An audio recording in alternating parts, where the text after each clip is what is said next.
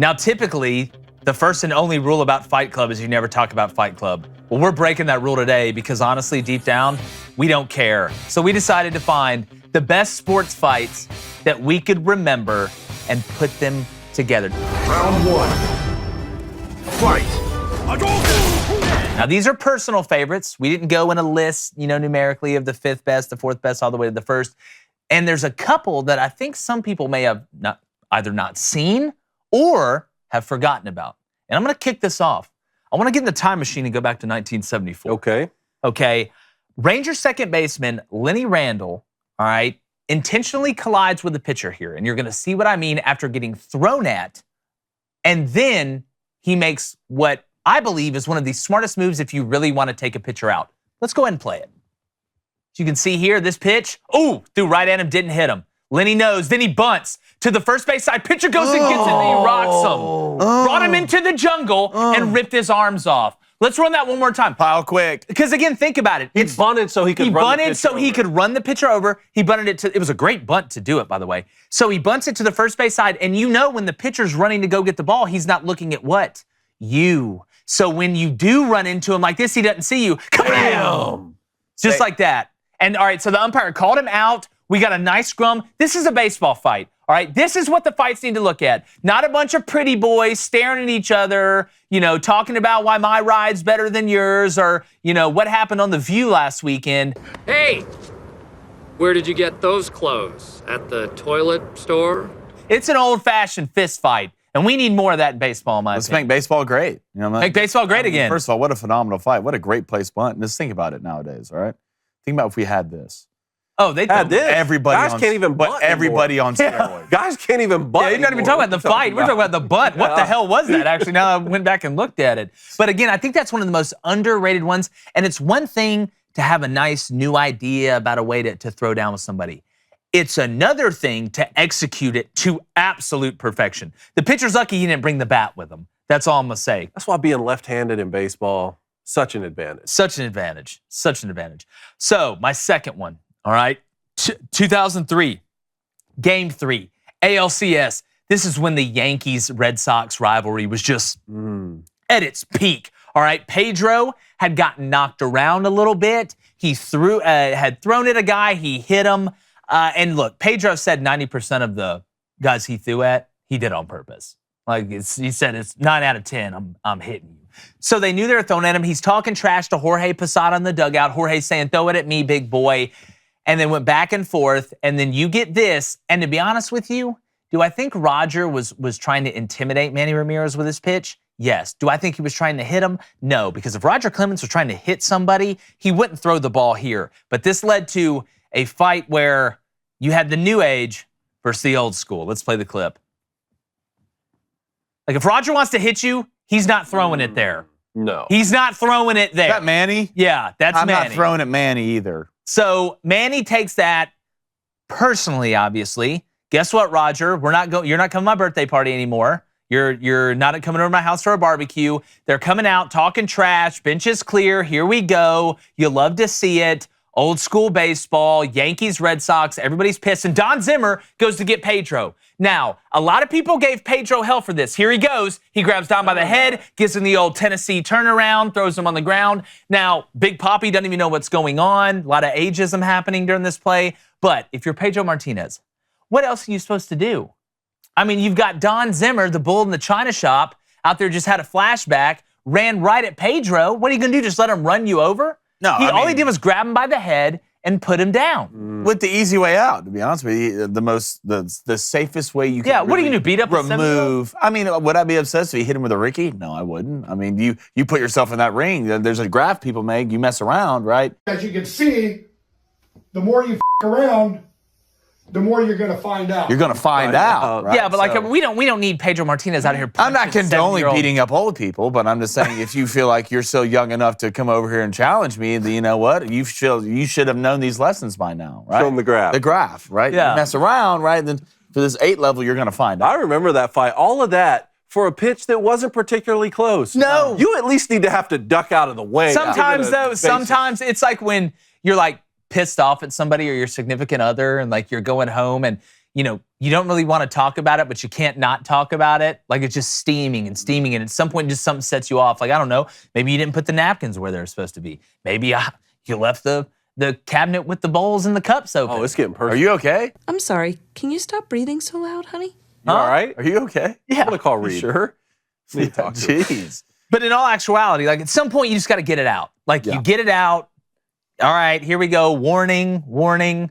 Let's play ball. I love that. So double baseball Double there. baseball. Blaine, what you got, man? I'm double basketball. Yeah? Round 2, fight. Malice at the Palace. You remember this. This is Pistons, top tier here. Pacers.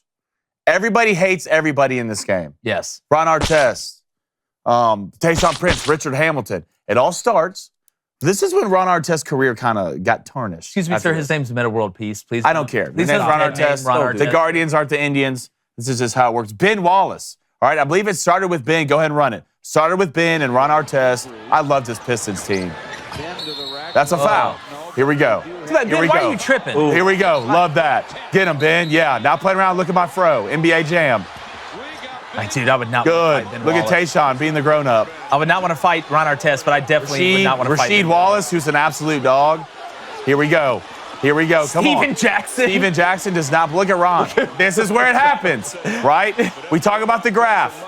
All right. If you're a fan and you feel the need to throw something, here we go. Yep. Little. Hey, Worst welcome to case scenario. KFC. He's The just little fighting two-piece. everybody. Yeah. See, good. Get him, Ronnie. Now the fans are involved. Steven Jackson. Two-piece chicken. no.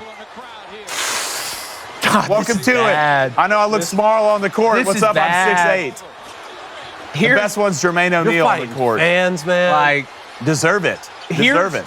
Here's my whole thing about this. Everybody's like, oh, I feel bad. No, he's not done either. No. Wait till oh boy comes courtside. Still talking. You think it's done? Wow, what a disaster. Horrible look for the NBA. And then some dude comes down the sidelines with Ron Artest here in a second. Right here. Here it comes. Somebody throws a drink. Bam! Boom! What's up, buddy? Bam! And here we go. Ate him, though.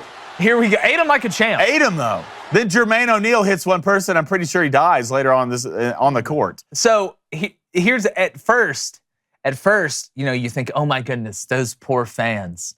Like Ron Artest, these huge guys are coming up there, swinging on them, whatever, regardless if you threw a drink or not. But then if you really think about it, and I think about it in my terms, if I was at an Auburn basketball game and the visiting team, somebody tried to go up in the stands to beat up an Auburn fan, you are going to get beat to sleep by the whole. There's a lot more hometown fans in that arena than there. I don't care if you're 6'8", 7 foot. You get all the fans in that arena against one person. I can go ahead and tell you, buddy, it's not going to end up good for you. That's the thing that I was shocked that you didn't have a bunch of drunk Pistons fans just like corral Ron Artest and beat him to a pulp. You got to remember, like, if you're going to throw something in the stands at a player, look around you first. How many friends some situational awareness. do you have around you? If you go back and you run that video game, the guy who threw it, there was just 2 of them. Oh, no. Like, I don't. He might look smaller on the court as like those, like your mirror on your car. Is that one of the situations where you pull your pants down when Ron Artest won't fight you? I mean, pants down, hands up. What do you have in your pockets? You know What do you have in your pocket? You know, at the end of the day, Like there was I'm such- running out of the Coliseum or whatever it is. There was such an easy solution for all of this, okay? And that is to let Ben Wallace and Ron Artest Fight it out. spar for 30 seconds, right? You wouldn't see this in God, hockey. you sound somebody like somebody I know. Taking a page out of this guy's playbook. When you see something like this, and by the way, there's no way Ben Wallace doesn't get the better of that sparring session. Oh, I'm taking Ben Does anyone Wallace think all Ron day. Artest is going to take Ron Ben can Wallace? throw. No, I forget Ron Artest. I want to see Steven Jackson fight Ben Wallace. That's what. Sign me up for That's that. a prime time. Yeah. I'll buy Talking that about Khal pay-per-view. Drogo? Somebody called Dana White. Talking about Khal Drogo? Look, yeah, that's exactly right. All right, Knicks Nuggets, 2006. Oh, I forgot about Little Carmelo this. Anthony, little J.R. Smith. Is this with David little Lee? Nate The dude from Robinson Florida? Jr.? Run it. 119 to 119 points. You're killing them. Hard foul. Yep. I mean, No, yeah, here we go. Get him, JR. You know JR's JR's about it, too. Allegedly super baked. look at David Lee. He's like, guys. Look at young Mello. Guys. David's like, him and guys. Nate Robinson, come here, son. no. Yeah. Come here. I would say something about Nate Robinson. I got watch his ass get knocked out, though. Yeah, like Jake Jake Paul. Speaking of fratty dudes. There's another one. Carmelo comes in with a shot here in a second. Dude, J.R. Smith. This fight went forever. It really did. It never stopped.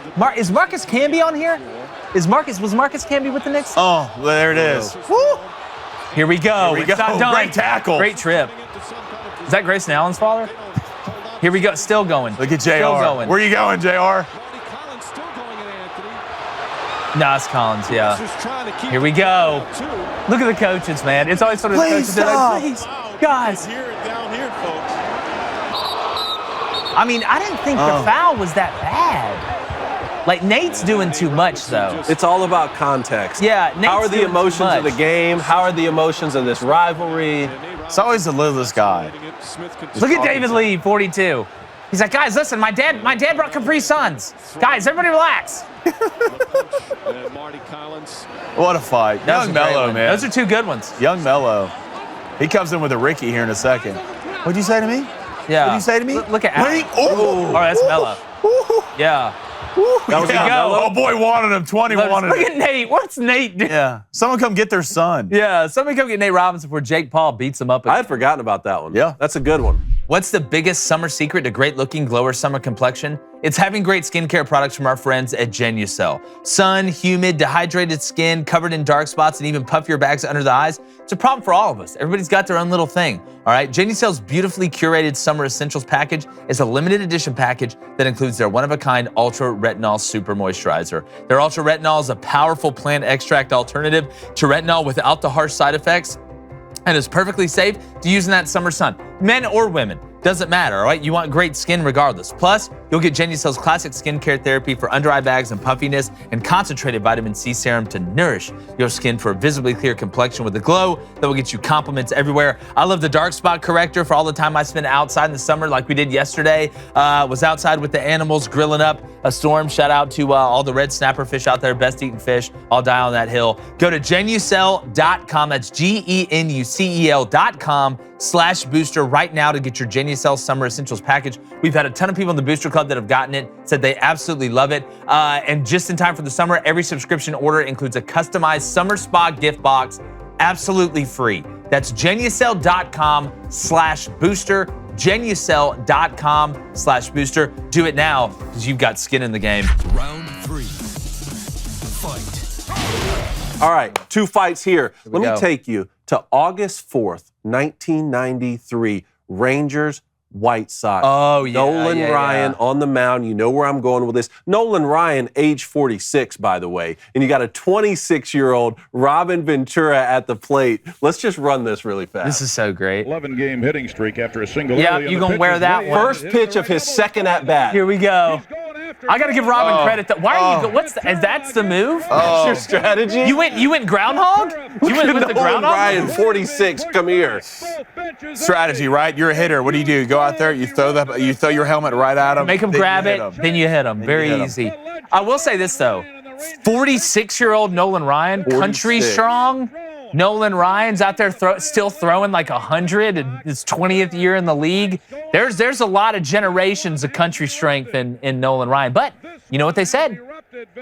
Robin Ventura, one of the few guys to get multiple hits on Nolan Ryan. There you go. Robin Ventura. And he had an RBI single in his first at-bat. This was the first pitch of his second at-bat. And here's what Nolan Ryan had to say after. It was just self-preservation. I didn't expect that to happen. I was trying to pitch him inside. You don't have time to think, you just react. I'm not a big believer in fights, but I'll do what it takes to win. I have nothing against Robin Ventura. The next time I face him, it won't even cross my mind. Yeah, you try to throw him inside, you hit him. You hit him. Needless to say, Robin Ventura did not believe Nolan Ryan. No. Yeah, no, that you hit him, but I love it. You find out extremely quickly what it's like. Some more fun facts about this. First of all, Nolan Ryan stayed in the game.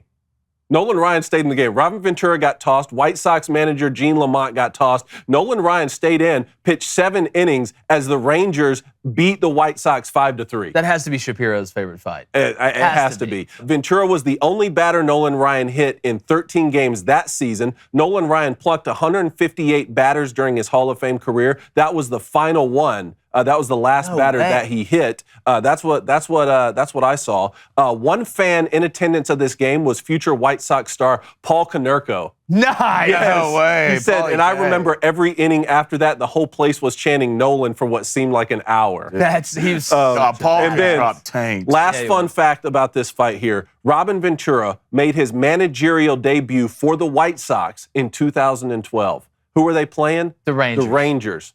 President of baseball operations, Nolan You know Ryan. they probably the laughed. Rangers. How many beers have they had and laughed about that? They have to, right? For like, sure. You've gone down in baseball folklore for all time. Yeah, well, it's like I said, most of my friends I got in a fight with. Like, it's amazing the amount of friends that you fight, and then you're like, hey, man, let's be friends. Yeah. Hug it out, bitch.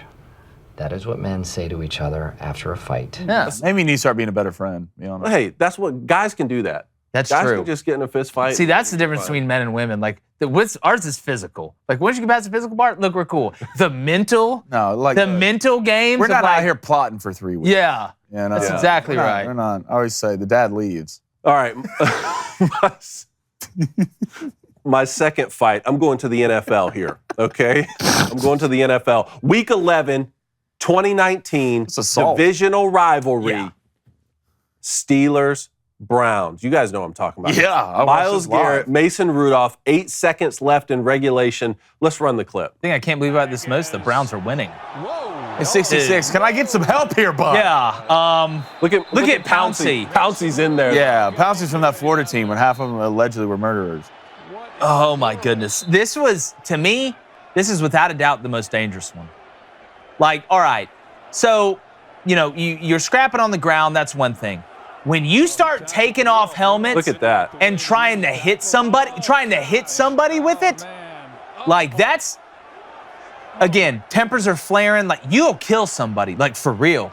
Like kill them for real. And let's make sure we know what's holding that helmet. That's Myles Garrett. Yeah, that's not a child. He is a giant and one of the strongest linemen in the NFL. Like, and listen, I know, oh boy, Mason Rudolph's coming after you. I understand that. But at some point, man, like you've got to understand what you're doing. So No? yeah, exactly. Here's some fun facts on this one. So Myles Garrett received the longest suspension in NFL history for a single on-field act. Okay, he was fined $46,000. Mason Rudolph was fined more. He got fined $50K. 33 players were punished with a total of $750,000 in fines. But Myles Garrett was required to meet with NFL Commissioner Roger Goodell before his reinstatement because the suspension was indefinite. Months after this happened, Myles Garrett then made an accusation before his reinstatement hearing that Mason Rudolph directed a racial slur. You know what? Race card. Don't accept it. Remember this whole thing came out? An investigation found that there was no evidence to support his claim. And you know what? Hats off to Steelers head coach Mike Tomlin, because Mike Tomlin was one of the first guys to come out and say, there is no evidence to support this. We stand behind Mason Rudolph, and this is not right. What I want to ask is, what would the punishment have been for Mason Rudolph had that been true? And there were evidence. They'd have kicked him out of the league. You They'd have kicked him out of the league. Because John Gruden, without a doubt. Who's John going to sign Gruden was him? kicked- So if that's the case, why isn't the punishment, if you're fabricating that situation, why isn't that punishment the same? Because there's a double standard. Well, Just like if Myles Garrett rolls him in reverse and he called Mason Rudolph a cracker or something like that, nobody cared. Like, what would the punishment have been for Mason Rudolph? That's what I want to know. David, they would have kicked him out of the league. He'd have been out of the NFL. and I'm not saying this happened, but you have been on a football field where you're close enough to where only the person you're talking to can hear you. Yes, but Right? So how do you prove that didn't get said? I know there's not any evidence anybody around him, but it kind of goes both ways a little bit, doesn't it? Are these guys mic'd up? Yeah, a lot of guys the in the quarterback NFL has mic'd well, up. then, yeah. Well, I mean, I don't know. I don't know, I'm just but saying. I'm so confused on how Would that Rudolph not got be? fined Would that more than not be Myles the Garrett. first thing that you're saying, even to a referee as they're taking you off yeah, the that's field? that's sure. the that difference. was the reason you In the refereed press that? conference after Months the game. later? It sounds like that's the someone first told thing. Myles Somebody Garrett told to him. say that. Yep, you Why? can get away with it if you say this. Because you know that's the most sure. effective tool That's that you exactly have. right. That's exactly right. Sad to me. Yeah, it is. And look, I don't think Myles Garrett is really a bad person in my opinion. I mean, we've all made mistakes, and I think him accusing Mason of that when there was no evidence is actually worse than swinging the helmet at him. I really do. Because there's a couple things that go into it, in my opinion. And it's super dangerous, and I'm not excusing it. One, he was trying to rip your helmet off while you were trying to rip his helmet off. You ripped his helmet off. When you ripped his helmet off, you were walking away from the situation. He got upset because you took his helmet. He went to grab his helmet and grabbed you, and then just like when people are like, I flipped out for a second. I absolutely blacked out. Something out of rage, which is not excusable. But to me, the cover-up is always worse than the crime most times. And I feel like in this case that it's close. It's close. And thank God he didn't connect with him. Because if he did connect with him, with Myles Garrett swinging that helmet, you could have killed him. But you compounded a mistake with a mistake. It'd have been different if Myles would have went up to the press conference and said, I made a childish, immature, stupid decision. And any young football players out there that ever get caught in this situation, do not do what I did. I deserve a fine and I apologize. I think there's problems on both sides, but I apologize to the NFL, to my organization, to my teammates, to my family for the way that I acted. But that's not how you went. That's not the way you went. So to me, do I think Myles Garrett is a bad guy? No. Do I think Myles Garrett maybe a little bit softer mentally than what people think? Yeah. I think race baiting is a terrible thing, right? And it can affect you for all across the board. All across the board. But I do think basically assault with a deadly weapon is what that was. I mean, if you look at it, that's what that was. I mean, Myles Rudolph unprotected, Myles Garrett, huge man with the helmet. Well, we're saying he's unprotected. He ran after Myles Garrett while Myles Garrett. If we play the clip, I'm just like he is at that moment. He is unprotected.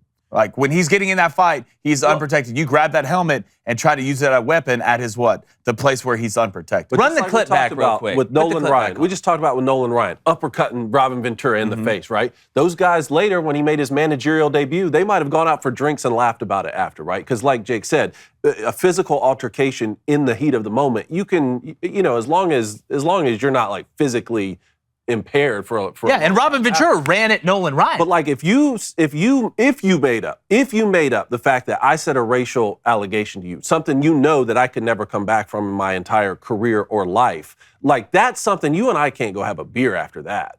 No, I'm not having a beer after this either. No. With the helmet thing, I'm not going to have a beer with Myles Garrett. Like if Myles Garrett would have connected with that force, Mason Rudolph could have been damaged for the rest of his life. All right, let's take a look at it because my point is this. And again, Myles Garrett's in the wrong.